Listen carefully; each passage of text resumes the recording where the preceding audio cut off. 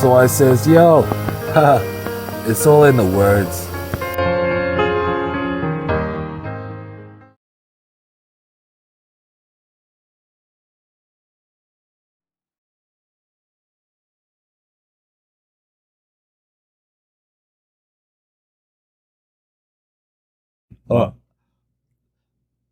They've caused so much damage and destruction between those two entities, Thug and YFN Lucy, little crew. How much a lot of people died behind that and what they was doing. I don't think Gunna snitched. Well, when they asked Gunna was he a part of a gang and was YSL a gang, and he said yeah, then he snitched. Do you feel like that's snitching? Yeah. Well, he is a part of it though. Yeah. I feel like that's snitching. So he was supposed to say no? He wasn't supposed to talk, period. Or he's supposed to say nothing? He's supposed to go to trial. And you feel like he would have got out anyway? I don't feel like what he should have done. I don't feel like none of them would have got out because everybody's snitching, homie. There's no solid crews. The mafia broke. Sammy the Bull won the coldest. They ain't people Sammy the Bull, and he individually killed people. These guys are snitching in lyrics. How do you think they're all arrested? They got over 300 phone conversations. Yeah, but they couldn't use none of them. Well, it don't matter if they could use it. That's how they made the arrest. And even if they can't use it, they still got at least 10 or 12 of them to plea bargain, 10-year probation, 5-year probation. Because they know they're gonna violate. Not only that, by them saying I'm guilty with this, it also says he's guilty. Remember, this is a state RICO. It can always go over to the feds if it don't go right with the state.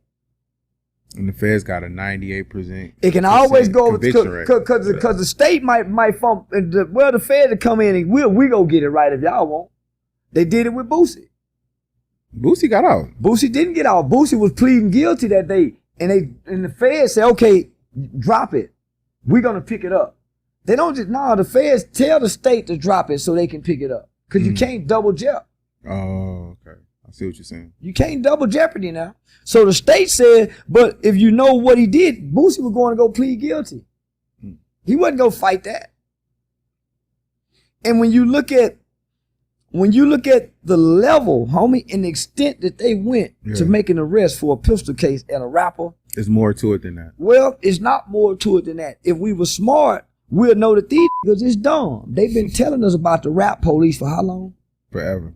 They've been telling us the feds watching the rap police. Either they bullshitting us or they some stupid ass. They've been telling us the rap police watching, the feds watching. Okay. You with real gang members. You in a real gang neighborhood. Man, you supposed to be a boss or a king. Why you moving down here with these peasants like this?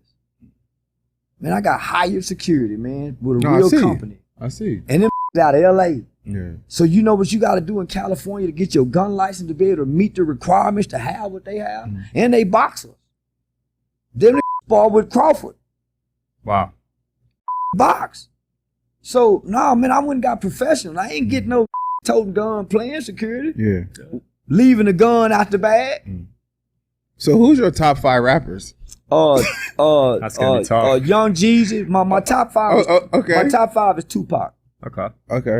That's you see what I got on my shirt. Never ignorant, getting goals accomplished. Okay. Tupac, Pimp C, T.I., Jeezy, Lil Boosie used to be one. I shit out Lil Boosie. You fuck with each other more? Well, Lil Boosie, he lost his mystique when he started getting on the internet. Yeah, he lost his mystique, homie. He should have stayed off the internet. He ain't, yeah. Now he lost his mystique. And then Kanye. But nah, man, Andre 3000. Oh, you forgot Andre. That's a good one. Yeah, with Andre 3000. That's a good list. Yeah. But doesn't Tupac contradict your statement of promoting violence? Well, I don't promote violence. I promote self-defense. Tupac broke my heart, homie. Tupac is the reason my mind started shifting away from gangbanging. Because as a kid, you're just trying to find an identity, homie. 13, 14, 15, 16, your uncle a pimp, you think you want to be a pimp because he indoctrinating you. Then, you know, you got the dancing part of the culture, MC Hammer, Big Daddy Kane. So we dancing at one point in time. We go from dancing to all of a sudden, the police. Man, that was a big shift. So now you got colors. So as a kid, you're adapting to the culture, right? You don't have no traditions to keep you. Black people don't have no traditions to keep us grounded in our values and our morals and our principles, right? Why do you think that is? Because we're not upholding the traditions of our elders. Dr. King said, let's go join them. And in the process of going to go join them, we abandon us. We used to know how to grow our own food. Not too many today don't know how to go put no seed in the ground and grow fucking thing. We used to know how to fish. We used to know how to hunt. If the car broke down, we used to fix the carburetor. We used to fix the alternator. Niggas don't even know how to fix their bikes now. Little boys' bikes get on flat, that motherfucker just quit riding. He don't even know how to fix the tube no more. We used to know how to take the motherfucking towel, get the glue, find the hole, put it. We don't know how to do that no more. We used to know how to hook up our own stereo system, our own boom, boom, boom, boom, boom, boom, put on our own tent. We're not skilled with our hands no more. We think we know how to shoot guns. That's why we got the Draco. We don't know how to shoot. We don't go to the gun range. We don't hunt. We don't do nothing, homie. What tradition do we have other than watching our mamas get dressed and go to work?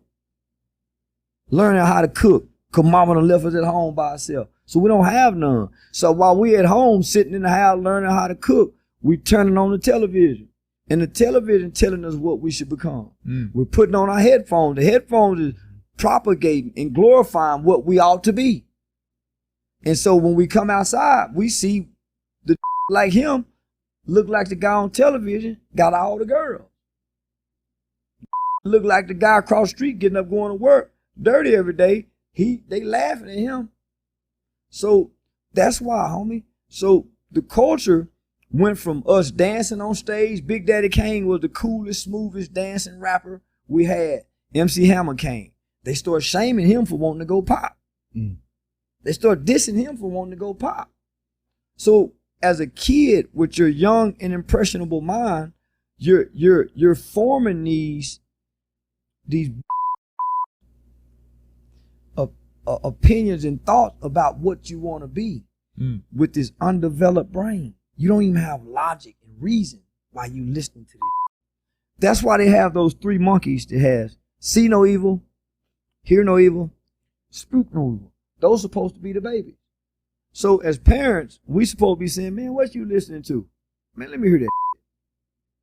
What are the you listen to? Yeah. And then try to help them understand. Do you think he really doing this? So nobody's breaking down, and it's like debriefing them who've been held hostage somewhere. Right. Nobody's debriefing these kids on this bullshit, and we know it's bullshit. You know? We know this being rapped to these kids and us is bullshit, and nobody's attacking it. That's why you attack it. Well, those are my convictions. Now I didn't plan to do it. That wasn't my plan. I just came to the internet talking about my neighborhood. These bullshit ass Crip and Blood my neighborhood. Right. And the other Crip heard me online saying it and felt, well, man, you can't say that about Crip. I don't even know y'all. I'm talking to these in my city. Yeah. And so I started with my local rappers, the Go Yayos and the Bugatti Casinos and the Mo 3. I was on Trap Boy and them, Fred and them when they were doing all this shit with Mo 3 and them. So I started with my local rappers before I started. So it's just, man, I didn't plan it. Those was just my convictions from working in the community and seeing what's destroying and as a black man that lives amongst other black people with black children and got white friends, the problem ain't with our white counterparts. It ain't with our Mexican counterpart. We causing more trouble than anything in America. Black for people? Nothing. Yeah, just for nothing. And it's not in your neighborhood, it's just amongst us. When we get in your neighborhood, we act like we can mine like a motherfucker. Yo, do you not like Asians? I don't like Asians that say Oh, you don't like Asians that say Asian. And that's where all this come from. You don't the like Asians the don't nigga mind calling me Oh, okay. and I can't call them a racist name. Okay. You ain't no but you gonna talk to me like, man, y'all mad at my today. Oh, And I okay. feel like, man, how y'all? So you wasn't mad at all Asians. You was mad I don't at that. know all at Asians. Asians. I'm Okay. mad at Asians. Okay. I'm good, guys. So then when I find out they got Asian Crips Right. that kill black people, I said, oh man, you can't go join no Asian gang and kill Asian. Yeah. Homie, I grew up with I'm Dr. King's dream. Homie, I started going to school with whites, Asians, and Mexicans in the 80s. The Civil Rights Legislation Act was in 1964. So in the 70s, black people really didn't go to school. That segregation mark hadn't really started happening to the 80s. So I'm first generation of integration. I don't come from a hateful household. Yeah. The judge who I had on my panel, Judge Alex Kim, all the black people in Tarrant County swear to God he racist. Homie, that's my partner. Judge Alex Kim sat on that panel with those black mothers on that Change Me event. And they thought he was racist because he sat there, he was a judge. He can't get any emotion. So when people say, I hate Asians, nah, man, I hate them talking Asian online. What's So up, it's always some kind of misunderstanding or Yeah. narrative when it comes to you. So what's the beef with you and Jay Prince about? Or is that even there's a no thing? beef, homie. There's none? Jay Prince have never said one word. Ain't no beef with it, homie. So the internet painted that too. And I didn't have no event in Houston, homie. Because they were saying that you had an event. The police. I got was like, I got invited. I got invited to speak at a youth mentoring summit with this lady called Miss Pap, and she has an organization called Parents Against Predators. So I was scheduled to speak. So it's right after Quavo's takeoff. Was it takeoff? Offset takeoff's death. Yeah. So it's right after takeoff's death. That was a crazy thing. Yeah. So this was right after takeoff's death. So because the internet, right? So when I posted the event, there's a lot of people on the internet that done call the FBI on me and say, hey, man, he people and he's straight. So they make a lot of calls, homie. So they was calling the city of Houston mayor's office and was saying all type of things about me. But he's gonna cause this. So all the thing the mayor's office knows, man, we got a bunch of calls. Man, this guy bringing a bad look. So rather than bringing a bad look to the event, I withdrawn. But the city of Houston said, hey man, maybe he shouldn't come if he's gonna. But they don't know. Homie, they're getting people from the internet calling because we got the information posted. So you don't have no beef with Jay Prince? No. That's crazy. I ain't got no beef with nobody, homie. I've never robbed nobody. I've never shot at nobody. I've never broken nobody's house. I ain't jumped on nobody's sister. Yeah, but you talk a lot. But it's a lot of people, and I ain't got. And who am I talking to? The internet. Yeah, but your platform is bigger than a lot of But who am I talking to? So this is what I want to know: who's sitting around in their feelings as a man, listening to another man, worried about what another man saying? You know how sensitive the world then is. Then come die about it. Is what I say. Yeah. If you got a problem with what I say, come hit me in my mouth. Other than that, you ain't really got no problem. Right. Because how can you have a problem with what a man's saying online that you don't know? For one, if you got a woman. Number two, if you got to feed kids. If you got to pay bills. Only people mad at me is broke because online, weak in their feelings, people who ain't got nothing else better to do in life but to listen to what another man's saying, because I don't send out invitations to be heard. You can't find one video where I say, hey, y'all like, share, subscribe. I don't never do that. I don't post my cash app and say, hey, y'all hit my cash app. You got to just get online and talk without a script. And all of my conversation is based off what's written in the comments. Yeah. You better not come to New York. Oh, New York. Oh, he's this New York. Man, you better, King Von behind you. Fuck King Von. So that's all my conversation is. They say you never get hate from people doing better than you. It's always from below. Yeah, well, T.I. He get hate from all over. Yeah, T.I. They tried to shut me down, homie. They made Funny Marco take the video down. They made Revolt on Big Facts take it down. T.I. did this? Yeah. You said he's in your top 5. Yeah, he's still in my top 5. And I still wear a cool clothing. So wait, so T.I. don't with you? I don't know who don't with me. You know who don't with you? I don't know him, homie. You don't know T.I.? I don't know T.I. Oh. I ain't no celebrity. No, I know. I figured that y'all have some kind of relationship. Nah, homie, I don't know none of these. Soldier Boy, none of them. He just got maced for nothing. So how y'all be running into each other? I'm out in public. I'm a normal guy that's still a part of the culture. I still listen to rap music, even though I know they bull. I'm grown with an adult brain that can process this music. I listen to Luther Vandross, even though he might be gay.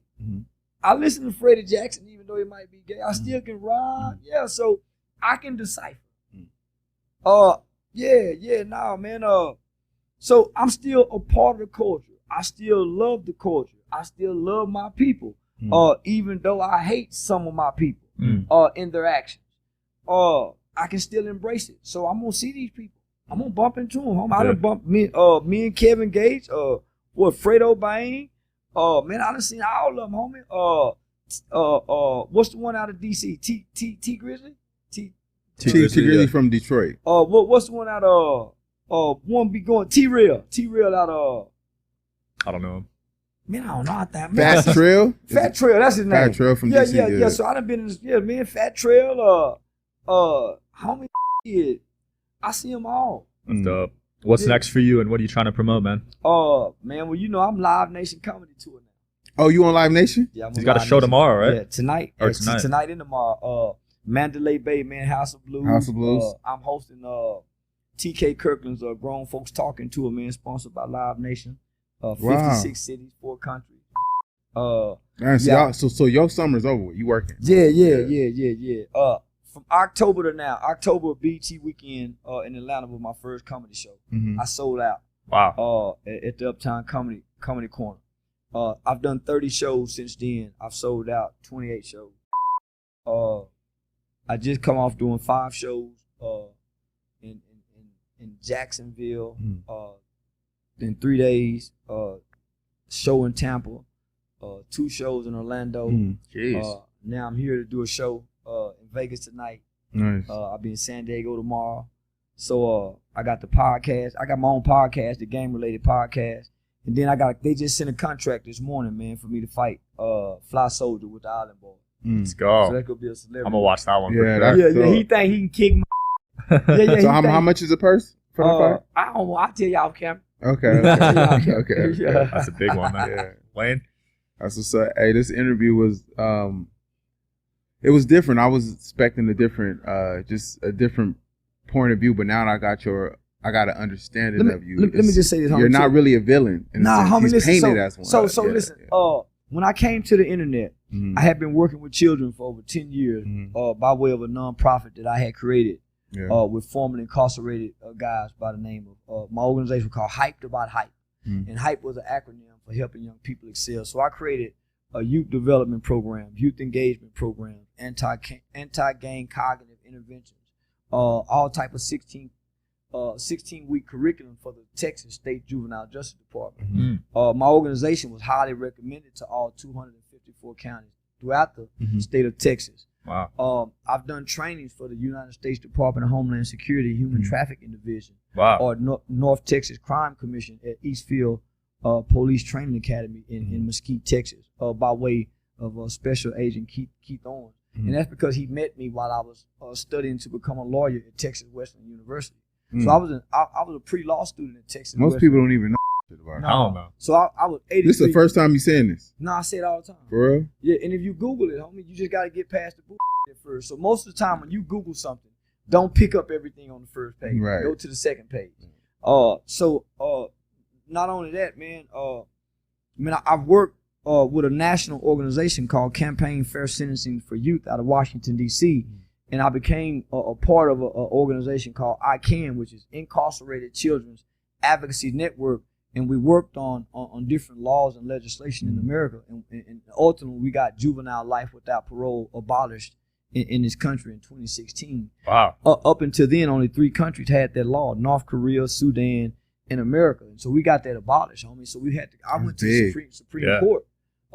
I've been on the front page of the American Bar Association Journal. So I showed up to the internet with all of that background and experience, and I had just dropped out of college. I was 2 semesters away from applying to law school. So I showed up a frustrated community activist who was a single father at the time as well. My baby mama had just went to jail. She had been on the run. So my life had transitioned to wrong choices in life just got me to the point, homie, where I just said, man, I don't want to do wrong no more. Mm-hmm. I want to do right, and I want to be right. I just want to be a good person. And so when I showed up to the internet, that was my mindset. So the internet was ugly. I wasn't. I came trying to uplift, but what I saw is too much negativity pushed in the algorithms for a guy like Eric Thomas, message to be heard every morning. You know what I'm saying? So I actually worked in LA at Diamonddale Adolescent Group Home. So I was working with the kids that was coming out of Youth Authority, going back into the hoods, homie. I worked at nighttime. They loved me. And in the mornings, I woke them up listening to Eric Thomas with the positive message. So I brought something new to the juvenile aspect in LA before I came to the internet. But I didn't come to the internet to do that, right? I wanted to monetize. How can I get paid? Well, I'm not a struggling community activist begging for financial help. Yeah, that doesn't pay the bills. No, not at all. So and then when I realized that content creation can make you rich, I started studying how to become more effective on the internet, and that's where the shock jock and satire, comedy come in. So that's why you'll see a switch in me playing a villain. Yeah, that makes sense. I saw what worked. Yeah, that makes sense. Yeah. All right, guys. Down, y'all. Marketing. Powerful. Yeah. Thanks for watching. See you next time. Peace.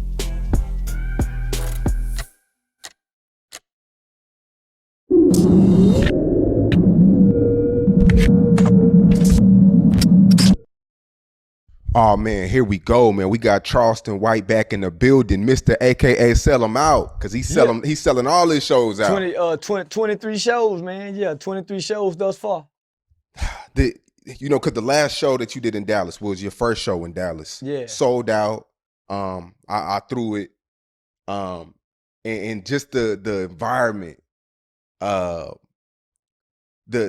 aura in the room, when you walked in the room and everybody just lit up. Yeah. The camera phones out. Yeah. It was a hell of an experience. Most people like to discredit their town. Most people say you can't make it. You have to go somewhere else and make it before your town supports you. I believe my town used to hate on me. I felt like I didn't get a lot of support when I look at the analytical data. But man, when we did that show the other night, I realized I got more support here than what I could see. Yeah, it's a lot of unseen support because most people have lives. So that was that really touched me. But I was nervous all day because your home crowd, they know you the best, right? They done heard all your jokes.